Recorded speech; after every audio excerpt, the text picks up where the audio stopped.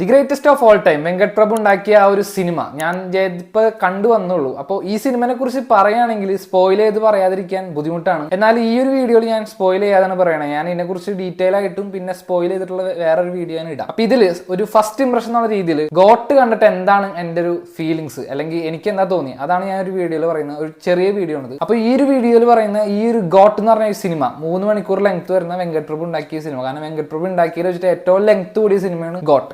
വിജയനെ നിങ്ങൾക്ക് തന്നെ അറിയായിരിക്കും, ഇതില് 2 റോളൊക്കെ ആയിട്ടാണ് പുള്ളി വരുന്ന രീതിയിൽ ട്രെയിലറിലൊക്കെ നിങ്ങൾ കണ്ടിട്ടുണ്ടാവും. അങ്ങനത്തെ ഇതിനെ ഒരു സിനോപ്സിസ് പറയുകയാണെങ്കിൽ പോലും അതിൽ പോലും സ്പോയിലേഴ്സ് ആണ്. അത് കാരണം ഞാൻ ചെറിയൊരു രീതിയിൽ പറയാം. കാരണം വിജയ് എനിക്കറിയാലോ, ഒരു സീക്രട്ട് ഏജൻസി പോലൊരു സംഭവത്തിൽ നമ്മൾ ഇന്ത്യയിൽ സ്കോട്ടിൽ വർക്ക് ചെയ്യാണ്. അപ്പോൾ അതിൽ പുള്ളി മുമ്പുണ്ടാക്കിയ ഒരു കേസിനെ അതിനെ ആസ്പദമാക്കി പോകുന്ന ഒരു ഫുൾ ലെങ്ത് മൂവിയാണ് ദി ഗോട്ട്. അതല്ലാതെ അതിലെ ക്യാരക്ടേഴ്സ് ആരാണോ വില്ലൻസ് ആരാണോ ഒന്നും പറയാൻ പറ്റില്ല, കാരണം എല്ലാം സ്പോയിലേഴ്സ് ആണ്. പിന്നെ ഇഷ്ടം പോലെ ക്യാമിയോസ് വരുന്നുണ്ട്.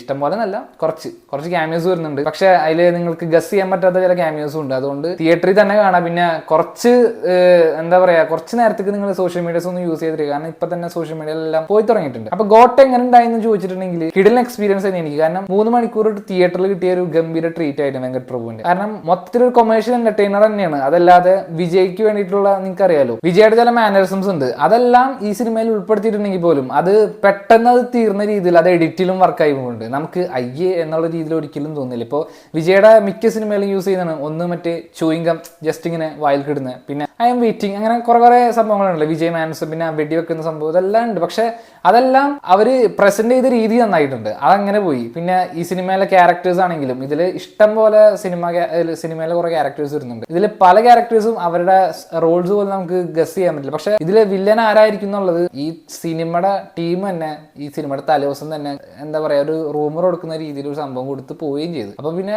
നമുക്ക് അങ്ങനത്തെ ഒരു കൂടുതലൊന്നും പറയുന്നില്ല, കാരണം സ്പോയിൽ ആയി പോകും. അങ്ങനത്തെ ഒരു രീതിയായി പോയി. പിന്നെ യുവൻ ശങ്കർ രാജയുടെ മ്യൂസിക്കിനെ കുറിച്ച് പറയുകയാണെങ്കിൽ, കാരണം ഈ സിനിമയുടെ മ്യൂസിക് ഇറങ്ങിയ സമയത്ത്, സിംഗിൾസ് ഇറങ്ങിയ സമയത്ത് ഏറ്റവും കൂടുതൽ റോൾ കിട്ടിയ യുവനാണ്. കാരണം അത്രയും മോശമായിരുന്നു മ്യൂസിക് എന്ന് പറഞ്ഞിട്ട്. പക്ഷെ ഇതിലിപ്പോ എക്സാമ്പിൾ ആയിട്ട് പറയുകയാണെങ്കിൽ വിസിൽ പോഡ് എന്ന് പറഞ്ഞ ഒരു പാട്ട് കംപ്ലീറ്റ് റീ റെക്കോർഡ് ചെയ്തിട്ടുണ്ട്. നിങ്ങൾ ഈ ഒരു മ്യൂസിക് വീഡിയോ യൂട്യൂബിൽ കണ്ടിട്ട് ജസ്റ്റ് ആ മൂവി കണ്ടു നോക്കുക, വ്യത്യാസം മനസ്സിലാവും. കാരണം കംപ്ലീറ്റ് കമ്പോസിഷൻ തന്നെ മാറ്റി, അതിൽ യൂസ് ചെയ്തിരിക്കുന്ന ഇൻസ്ട്രുമെന്റ്സ് മാറ്റി, എല്ലാം മാറ്റിയിട്ടാണ് യുവൻ അതിൽ ട്രാക്സ് ഒക്കെ മാറ്റിയിട്ടുള്ളത്. അത് എനിക്ക് ആകെ ഫീൽ ചെയ്തത് ഒന്ന് ഈ ഒരു വിസിൽ പോഡിന് മാത്രമാണ്. പിന്നെ ഇതിന്റെ മ്യൂസിക് ഡിപ്പാർട്ട്മെന്റ് കംപ്ലീറ്റ് നോക്കുകയാണെങ്കിൽ യുവൻ ശങ്കർ രാജയുടെ ആളുടെ ഒരു ട്രാക്ക് അനിരുദ്ധിനായിട്ട് ഒരിക്കലും കമ്പയർ ചെയ്ത്. കാരണം യുവന്റെ ഒരു സ്റ്റൈൽ ഓഫ് മേക്കിംഗ് വേറെയാണ്, അനിരുദ്ധിന്റെ സ്റ്റൈൽ ഓഫ് മേക്കിംഗ് വേറെയാണ്. പക്ഷെ ഈ അടുത്തിറങ്ങിയ സിനിമകൾ കാരണം നമുക്ക് ഒരു വിജയ് സിനിമ എന്ന് പറഞ്ഞാൽ അനിരുദ്ധ് തന്നെ വേണം എന്നുള്ളൊരു വാശി പിടിച്ചിട്ട് കാര്യമില്ല. ഒരു ഡിഫറൻസ് നിങ്ങൾക്ക് തോന്നണ്ടേ? ആ രീതിയിൽ ഇതിന്റെ ബാക്ക്ഗ്രൗണ്ട് സ്കോർ ആണെങ്കിലും കിടിലനായിട്ട് ആൾ ചെയ്തിട്ടുണ്ട്. പക്ഷെ മ്യൂസിക് ഇപ്പൊ എല്ലാ മ്യൂസിക്കും നല്ലതെന്ന് പറയില്ല. പക്ഷെ വിസിൽ പോഡ് റീകമ്പോസ് ചെയ്ത സംഭവം അത് ഗംഭീരമായിട്ട് വന്നിട്ടുണ്ട്. അത്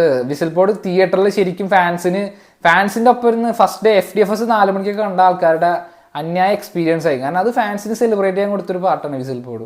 അത് കഴിഞ്ഞിട്ടുള്ള മറ്റേ പാട്ടുകളൊക്കെ നോക്കുകയാണെങ്കിൽ അതെല്ലാം കുഴപ്പമില്ല. പക്ഷെ എന്നാലും ഒരു ചില സ്ഥലങ്ങളിലൊക്കെ പാട്ട് വേണം എന്ന് പറഞ്ഞ പോലെ കയറ്റിയ പോലെ തോന്നി, പ്രത്യേകിച്ച് ആ സ്പാർക്ക്. കാരണം ആ സിനിമ കാണുമ്പോൾ നിങ്ങൾക്ക് മനസ്സിലാവും ഈ മീനാക്ഷി ചൗധരിയുടെ ഒരു ക്യാരക്ടർ ആള് ഈ പാട്ടിന് വേണ്ടി വന്നതാണോ, അങ്ങനെയൊക്കെ തോന്നും നിങ്ങൾക്ക് ആ സിനിമ മൊത്തത്തിൽ കണ്ടു കഴിഞ്ഞിറങ്ങുമ്പോൾ. എന്നാലും കുഴപ്പമില്ല, അങ്ങനത്തെ ഒരു രീതിയിൽ ഇതിന്റെ പാട്ട് ഇതെല്ലാം പോയി. പിന്നെ ഡയറക്ഷൻ സ്റ്റൈൽ എടുത്ത് നോക്കുകയാണെങ്കിൽ വെങ്കട് പ്രഭുവിന്റെ ഇതുവരെ എടുത്തുള്ള സിനിമയിൽ മങ്കാത്ര അത്രക്കൊന്നും വരില്ല. കാരണം ഇപ്പോഴും എന്റെ പേഴ്സണൽ ഫേവറേറ്റ് മങ്കാത്ത തന്നെയാണ് വെങ്കട് പ്രഭുവിന്റെ. പക്ഷെ വിജയിനെ വെച്ചിട്ട് ഉണ്ടാക്കുന്ന ഒരു സ്റ്റൈൽ ഓഫ് വേറൊരു പാറ്റേൺ ആണ്. അത് വെച്ചിട്ട് വെങ്കട് പ്രഭു ആളുടെ, കാരണം ഒരു വിജയ് സിനിമ എടുക്കുമ്പോൾ വിജയുടെ കുറെ കാര്യങ്ങൾ നോക്കേണ്ടതുണ്ട്. പക്ഷെ അത് നോക്കാതെ ഒരു ഡയറക്ടർ വിഷനും കൂടി കംപ്ലീറ്റ് ആൾക്ക് ഇത് ചെയ്യാൻ പറ്റിയിട്ടുണ്ടെന്നാണ് എനിക്ക് തോന്നിയിട്ടുള്ളത്. പിന്നെ ഒരു ലെങ്ത് വെച്ച് നോക്കുകയാണെങ്കിൽ 3 മണിക്കൂർ ലെങ്ത്തുള്ള സിനിമ മിക്ക ആൾക്കാരും വിചാരിക്കും ലാഗാണ് തന്നെ. പക്ഷെ എനിക്ക് പേഴ്സണലി ഫീൽ ചെയ്ത് ഞാൻ പറയാം, ഇതിന്റെ ഫസ്റ്റ് ഹാഫ് കുഴപ്പമില്ല, അതിങ്ങനെ എൻഗേജിങ് ആയിട്ട് തന്നെ അത്യാവശ്യം പോയി. പ്രത്യേകിച്ച് ഇന്റർവെല്ല് നല്ലൊരു ഇന്റർവെല്ലായിരുന്നു. അത് കഴിഞ്ഞ് പിന്നെ ഇന്റർവെല്ല് കഴിഞ്ഞ് കുറച്ച് ഇങ്ങനെ ഒരു ഇൻവെസ്റ്റിഗേഷൻ മോഡിലാണ് സിനിമ പോകുന്നത്. അപ്പൊ ആ ലെങ്ത്തും കൂടുതലാണ്, സീൻസും കൂടുതലാണ്. അത് കാരണം കുറച്ച് എഴുച്ചിൽ തോന്നും. പക്ഷെ ക്ലൈമാക്സിലേക്ക് എത്തുമ്പോൾ ക്ലൈമാക്സ് കംപ്ലീറ്റ് ഒരു ട്രീറ്റ് ആണ്. ക്ലൈമാക്സ് നിങ്ങൾക്ക് അറിയാം, നമ്മളെ കേരളത്തിൽ ഷൂട്ട് വന്നത് നമ്മളെ ഈ ക്ലൈമാക്സിന്റെ കാര്യങ്ങൾക്കാണ് ആ സ്റ്റേഡിയത്തിൽ. അപ്പൊ ആ സ്റ്റേഡിയവും ഉണ്ടാവുന്ന കുറെ സംഭവങ്ങളൊക്കെ ഉണ്ട്. പ്രത്യേകിച്ച് CSK ഫാൻസിന് ഒരു ഗംഭീര ട്രീറ്റ് ആയിരിക്കും. കാരണം അവിടെ ഉണ്ടാവുന്ന ആ ഒരു ഓരോ സീനിലെയും പല ഷോട്ട്സിനും കംപ്ലീറ്റ് ട്രിബ്യൂട്ടാണ് എല്ലാ CSK ഫാൻസിനും. ഓരോ സീൻ ബൈ സീൻ, അതിൽ ഓരോ സീനിലും കാണിക്കുന്ന ഷോട്ടിലും CSKയിലെ പല സംഭവങ്ങൾ, പല മാനറിസംസ്. പിന്നെ IPL, അതായത് 2023 Mumbai versus Chennai IPL semifinal മാച്ചിനെ ബേസ് ചെയ്തിട്ടുള്ള ഒരു സംഭവമാണ്. അത് സ്പോയിലല്ല, കാരണം ഇത് ഓൾറെഡി വെങ്കട് പ്രഭു പറഞ്ഞ സംഭവമാണ്, സ്പോയിലറായിട്ട് കണക്കാക്കണ്ട. അപ്പോൾ അതിനെ ആ ഒരു ക്ലൈമാക്സിലേക്ക് വെങ്കട് പ്രഭു മിക്സ് ചെയ്തിട്ടാണ് എടുത്തിരിക്കുന്നത്. അപ്പോൾ ആ ക്ലൈമാക്സ് ഗംഭീരമായി പോയി.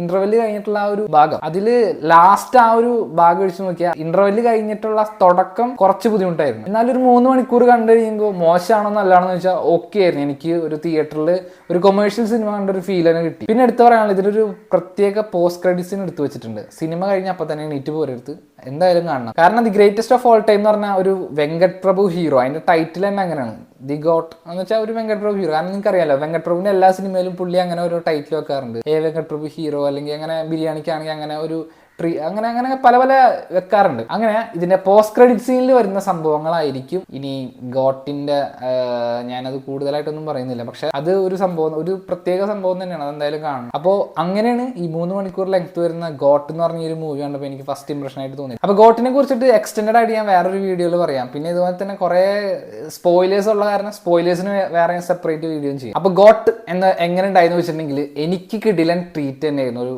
തളപതി വിജയ് ആരാധകൻ എന്നുള്ള രീതിയിൽ നോക്കുകയാണെങ്കിൽ. അപ്പോൾ ഓക്കെ, നെക്സ്റ്റ് വീഡിയോയിൽ കാണാം. ബൈ.